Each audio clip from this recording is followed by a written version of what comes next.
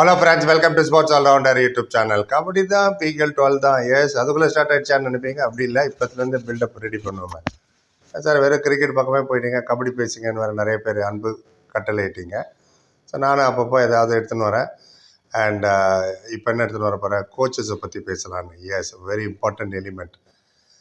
Football and கபடியில் தான் கோச்சோட role ரொம்ப ரொம்ப முக்கியம். எஸ்பெஷலி கபடியில் 40 நிமிஷம் கேம்னால. வேறாஸ் நீங்கள் கிரிக்கெட்னா பிரச்சனையே இல்லை. டீ குடிச்சிட்டோமா, டீ டைமு, அந்த டைமு, லஞ்சு டைமு, டே க்ளோஸு, அப்படியே போயிடலாம். எனிவே, இப்போ என்ன சொல்ல போகிறேன், எனக்கு பொறுத்த வரைக்கும் ஒரு 5 கோச் கன்ஃபார்ம். ரைட். ஒன்று மட்டும் அஃபிஷியல் கன்ஃபர்மேஷன் வந்துச்சு. மற்ற நாளும் எனி மூமெண்ட் வந்துடும். அவங்க ரிலீஸ் பண்ணுறதுக்கான அர்த்தமே இல்லை. பேரஸ் தான் குடுன்னு டோர்னமெண்ட் முடிஞ்சு 10வது நிமிஷத்தை ரிலீஸ் பண்ணி விட்டாங்க நரேந்தர் இதுவை. அந்த மாதிரி யாரும் பண்ணவும் மாட்டாங்க. இப்போ ஒரு 5 கோச் பேர் சொல்ல போகிறேன். நீங்கள் ஒத்துக்கிறீங்களா? நீங்கள் என்ன நினைக்கிறீங்க இதை பற்றி? ரீட்டன் பண்ணுவாங்க, இல்லை சார் இவரை நவுத்திடுவாங்க சார், தெரியாமல் சொல்கிறீங்கன்னா சொல்லுங்கள், நானும் தெரிஞ்சுக்கிறேன், வியூஸை தெரிஞ்சுக்கிட்டோம்.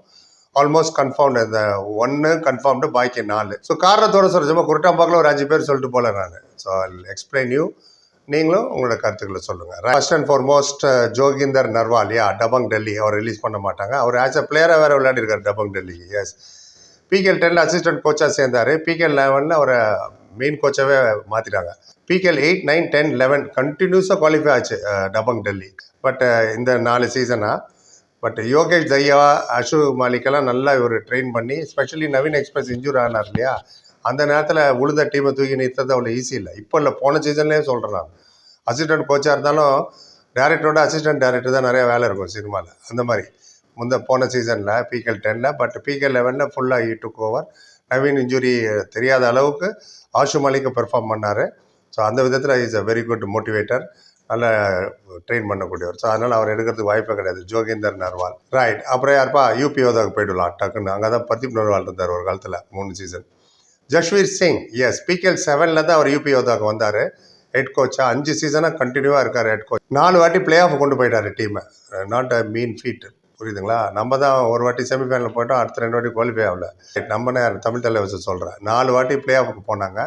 ஸ்கவுட்டிங் ரொம்ப நல்லா பண்ணுவார், ஆளை தேர்ந்தெடுத்துட்டு போகிறது.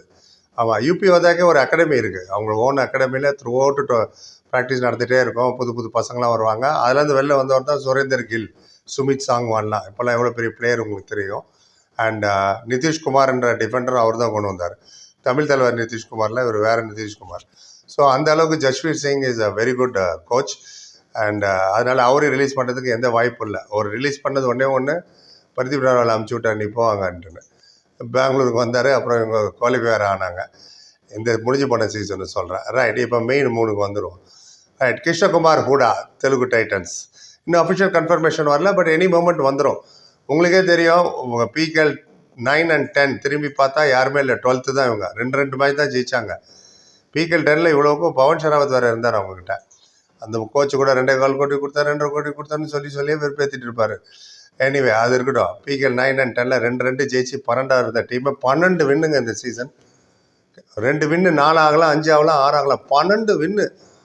Super performance. அதுவும் இல்லாமல் டோர்னமெண்ட்டுக்கு முன்னாடியே அவர் சொன்னார், நீங்களாம் பார்ப்பீங்க, மூக்கு மேலே விரல் வைப்பீங்க, இந்த டீமை அது தெலுங்கு டைட்டன்ஸ். அதே மாதிரி செஞ்சு காமிச்சிட்டார்ல.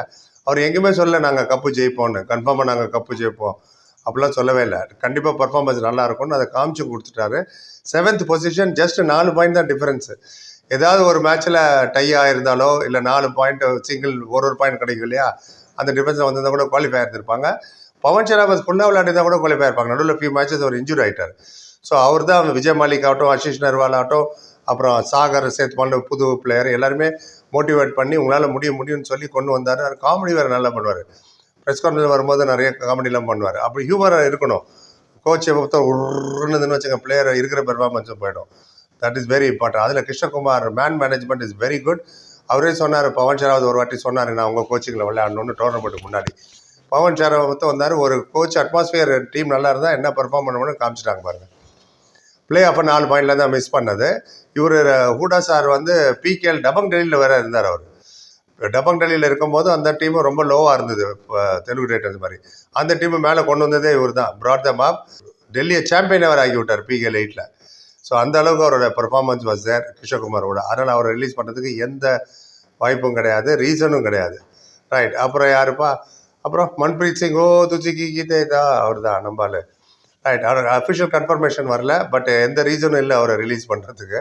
ஏன்னா பிகேஎல் 10லேயும் ஃபைனல் விளாண்டாங்க, 11லேயும் ஃபைனல் விளாண்டாங்க. 10ல் ரன்னர் அப், 11ல் கப்பு ஜெயிச்சிட்டாங்க. You know very well. And team ஆக்ஷனில் கூட வெரி குட் பை. அவர் ஷாதுல் எடுத்ததெல்லாம் சொல்கிறேன் நான். ட்ராஃபி ஜெயிச்சு கொடுத்தாரு.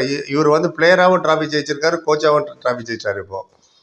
அண்ட் அவர் பார்த்தா கொஞ்சம் கோபமாக இருக்கிற மாதிரி இருக்கும். பட் மேனேஜ்மெண்ட் ஆகட்டும், எப்படி யார் யார்கிட்ட என்னென்ன பர்ஃபார்மன்ஸ் வாங்கணும், எதிர் டீம் என்ன பண்ணணும்னு டீமுக்காக உழைக்கிறவர். எந்த அளவுக்குன்னா அவர் நடுவில் ஒரு வாட்டி யுவா கபடி சீரிஸ் தமிழ்நாடு நடந்தது, வந்தார் சென்னைக்கு.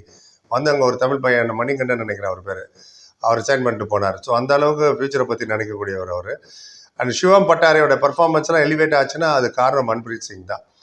வினய்லாம் பர்ஃபார்ம் பண்ணுறாருன்னா அது வினோ is a good player. But Shivam Patare புது பையன் அண்ட் இவரோட மேனேஜ்மெண்ட்டு, இவரோட கோச்சிங் ஸ்கில்லில் தான் மேலே வந்தது. ஸோ டெஃபினெட்லி இவரை ரிலீஸ் பண்ணதுக்கு வாய்ப்பே கிடையாது. அப்புறம் யாருப்பா, அப்புறம் தான் நம்ம Patna Pirates coach release tournament முடியுது 10வது நிமிஷம் ரிலீஸ் பண்ணிட்டாங்க. என்ன காரணம் ஏது நமக்கும் தெரில, ஆராய வேண்டாம். இப்போ ஜெய்ப்பூர் பிங்க் பேந்தர் கன்ஃபார்ம்னா இவர் மட்டும் தான். பாக்கி 4 பேர் எனி மொமெண்ட் கன்ஃபர்மேஷன் வந்துடும். 3 சீசனாக பாட்னா பைரட்ஸ் கோச் பண்ணாருங்க அவர் நரேந்திர ரேது. அண்டு பாட்னாவை ஃபைனலுக்கு வேறு கொண்டு போனார். அண்ட் அயான் லோச்சர் அந்த இவர் தான் கொண்டு வந்தது. அவர் எவ்வளோ நல்ல பர்ஃபார்மன்ஸ் தெரியும். தேவாங்கான்னு முன்னாடி ஒரு வாட்டி ஜெய்ப்பூர் விளையாண்டார் நினைக்கிறேன். பட் அகைன் இந்த டீம் வந்தோன்னே ரொம்ப நல்லா பர்ஃபார்ம் பண்ணார். எந்த அளவுக்கு யங்ஸ்டர் மேலே ஒரு கான்ஃபிடென்ட்னா, சச்சின் தன்வாரை தமிழ் தலைவாசுக்கு நீ போன்னு அமுச்சு விட்டு கிஷன் தூரில் ஏதோ ஒரு டீமுக்கு அமுச்சு விட்டார், ஞாபகம் வரல டக்குன்னு. 2 மெயின் பிளேயர் இவங்க தான் பர்ஃபார்ம் பண்ணது பிகேஎல் 10ல். 2 பேரும் நவுத்தி விட்டார். Still they came to final. பார்ப்போம் ஜெய்ப்பூர் பிங்க் பேந்தருக்கு டேபிளில் என்ன கொண்டு வர போகிறாருன்னு. What he offers to them இன்ட்ரெஸ்டிங்காக தான் இருக்கும். இதுதான் இப்போதைக்கு எனக்கு தெரிஞ்ச 5. பிகேஎல் 11ல் ஃபைனலுக்கு அப்போ தான் இவர் ரிலீஸ் பண்ணாங்க. அப்புறம் நடுவில் நரேந்திர புனேரி பல்தர் பிசி ரமேஷ் அந்த போஸ்ட்டில் வந்து நவுந்தார். நிறைய இப்போ திடீர்லாம் விஷயங்கள் நடந்தது. சரி, தமிழ் தலைவாசி எங்கப்பா அதை சொல்லிடுவீங்க. அதை பற்றி எந்த இன்ஃபர்மேஷனும் தெரியல. ரீட்டைன் பண்ணுறதுக்கோ ரிலீஸ் பண்ணுறதுக்கோ என்ன காரணம்னு யோசிச்சுட்டு இருக்கேன். ரீட்டைன் பண்ணுவாங்களா ரிலீஸ் பண்ணுவாங்களான்னு. அந்த விஷயம் தெரியும் போது அதை பற்றி பேசுவாங்க. தெரியாத விஷயத்த ஊருக்கு முந்தி பேசக்கூடாது. இந்த 5 பேரானும் 4 பேரானும் கன்ஃபார்மாக ரிலீஸ் பண்ண மாட்டாங்கன்னு நம்ம ஆணித்தரமாக சொல்லலாம். நீங்கள் என்ன நினைக்கிறீங்க இல்லையா? ஓடி போய்டுறது 1 மாதம் ஆச்சு ஆல்மோஸ்ட் டோர்னமெண்ட் முடிஞ்சு. கொஞ்சம் கொஞ்சமாக ரீட்டைன் லிஸ்ட்டு, அந்த லிஸ்ட்டு எவ்வளோ பட்ஜெட்டு, எவ்வளோ என்ஒய்பி, இப்போ அடுத்த மாதம் வந்து எதிர்பார்க்கலாம்னு நினைக்கிறேன். புது என்ஒய்பிலாம் சைன் பண்ணுறதுக்கு கரெக்டான மேனேஜ்மெண்ட் டிசிஷன் தான் எடுப்பாங்க. ஸோ தமிழ் தலைவாசை பற்றி இது வரைக்கும் எதுவும் இன்ஃபர்மேஷன் இல்லை. வந்த உடனே டக்குன்னு சொல்கிறேன். நீங்கள் சொல்லுங்கள், தமிழ் தலைவாசி வச்சுப்பாங்களா, சேரன் அண்ணாவும் உதயகுமாரும் வச்சுக்க மாட்டாங்களா? உங்கள் ஒப்பீனியன் சொல்லுங்கள். Opinion deposit matters. நானும் தெரிஞ்சுக்கிறேன், வியூஸ் தெரிஞ்சுக்கிட்டோம். ஸோ இப்போதைக்கு இதுதான். அப்புறம் என்ன இன்னொரு சேனல் இருக்குல்ல, பாலா ஸ்பீக்ஸ், அதில் சினிமா பற்றி போட்டிருக்கேன். நாகேஷை பற்றி, ஜெய்சங்கர் பற்றிலாம். எனக்காக போயிட்டு பிடிதாலே ஒரு கமெண்ட் போட்டு லைக் போட்டு வந்துடுங்க. I'll be happy. ரைட். வேறு என்னென்ன வீடியோ வேணுமோ கேளுங்க, முடிஞ்ச அளவுக்கு நாங்கள் அப்லோட் பண்ணுறோம். பொறுமை பார்த்தா திருப்பி நன்றி. Like, comment, share and subscribe சந்திக்கிறேன். Thank you so much.